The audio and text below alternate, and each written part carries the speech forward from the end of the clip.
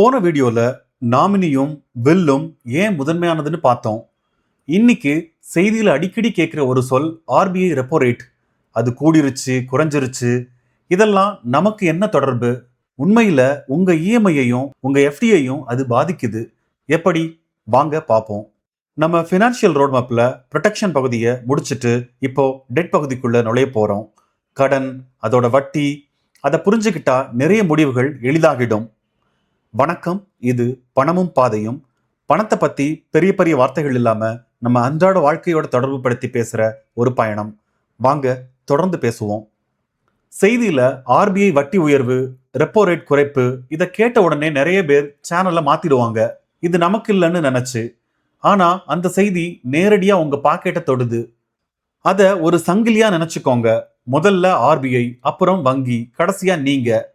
RBI வட்டியை மாத்துனா வங்கியும் மாத்தும். அதோட விளைவு உங்க லோன்லையும் உங்க எஃப்டிலையும் தெரியும். அப்போ ரெப்போ ரேட்னா என்ன? ரொம்ப எளிமை. வங்கிகள் ஆர்பிஐ கிட்ட கடன் வாங்கும் போது கட்டுற வட்டி தான் ரெப்போ ரேட். அது கூடினா வங்கியோட செலவு கூடும், அது குறைஞ்சா செலவும் குறையும். அதுதான் முழு கதைக்கான அடிப்படை. இப்போ இதோட விளைவு, வட்டி கூடுனா கடன் வாங்குறவங்களுக்கு சுமை கூடும், இஎம்ஐ கூடலாம். ஆனா எஃப்டி வச்சிருக்கவங்களுக்கு அது நல்ல செய்தியா இருக்கலாம். வட்டி குறைஞ்சா இதுக்கு நேர்மாறான விளைவு. ஒரே மாற்றம், ஆனா ரெண்டு விதமான விளைவு. கவினை எடுத்துக்கலாம்.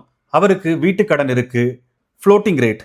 ஆர்பிஐ வட்டி கூடிருச்சு, வங்கியும் வட்டியை மாத்திருச்சு. அடுத்த மாசம் இஎம்ஐ கொஞ்சம் கூடிருச்சு. அதே கடன், அதே வீடு, ஆனா மாச செலவு மட்டும் மாறிடுச்சு. இதே நேரத்துல சேமிக்கிறவங்களுக்கு வேற மாதிரியான விளைவு. சில நேரங்கள்ல எஃப்டி வட்டியும் கூடலாம். அதனால வட்டி செய்திகளை கவனிக்கிறது பயனுள்ளதா இருக்கும். இதெல்லாம் ஆலோசனை இல்ல, விழிப்புணர்வு மட்டும்தான். இப்போ ஒரு கேள்வி, உங்க லோன் ஃப்ளோட்டிங்கா ஃபிக்ஸடா? இதுதான் முதன்மையானது. ஃப்ளோட்டிங்னா வட்டி மாறலாம், ஃபிக்ஸட்னா பொதுவா இஎம்ஐ ஒரே மாதிரி இருக்கும். உங்க லோன் டாக்குமெண்ட்ல ஒரு முறை பார்த்துக்கோங்க. ஆர்பிஐ ஏன் வட்டியை மாத்துது? ஒரே காரணம் இல்ல. விலைவாசி அதிகமான ஒரு முடிவு, பொருளாதாரம் மந்தமானா இன்னொரு முடிவு. அது அவங்க வேலை. நம்ம வேலை அதை புரிஞ்சுக்கிறது. அப்போ நாம என்ன பண்ணலாம்? 3 சின்ன வேலை. 1, உங்க லோன் எந்த வகைன்னு தெரிஞ்சுக்கோங்க. 2, ஆர்பிஐ செய்திகளை அப்பப்போ கவனிங்க. 3, வட்டி மாறும்போது அது உங்க பணத்தை எப்படி பாதிக்குதுன்னு சிந்திங்க. அவ்வளோதான். இனிமே செய்தியில ரெப்போ ரேட்னு கேட்டா ஸ்கிப் பண்ணாதீங்க. அது டெல்லியில நடக்கிற ஒரு முடிவு இல்ல. அது உங்க இஎம்ஐல உங்க எஃப்டியில வாழுற ஒரு முடிவு.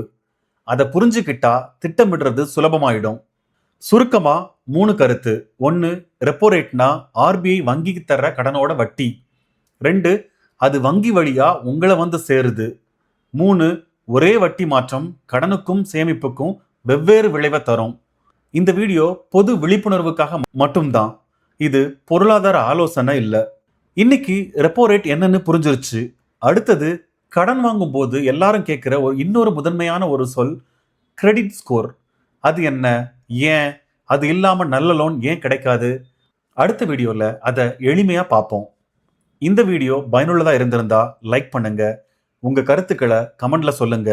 இதே மாதிரி பர்சனல் ஃபினான்ஸ் பத்தி இன்னும் நிறைய தெரிஞ்சுக்க பணமும் பாதையும் சேனலை சப்ஸ்கிரைப் பண்ணுங்க. மீண்டும் காண்போம். நன்றி. இது பணமும் பாதையும். உங்க பணம், உங்க பாதை.